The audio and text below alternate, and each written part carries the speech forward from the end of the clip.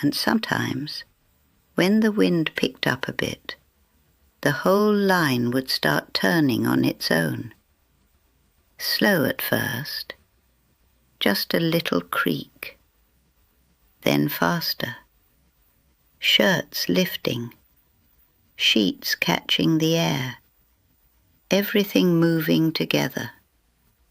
We'd just stand there, watching it. Didn't need to say anything. Every now and then, one of Mum's sheets would brush past your face, cool and soft, smelling like soap and sunshine. You'd close your eyes for a second, just feeling it.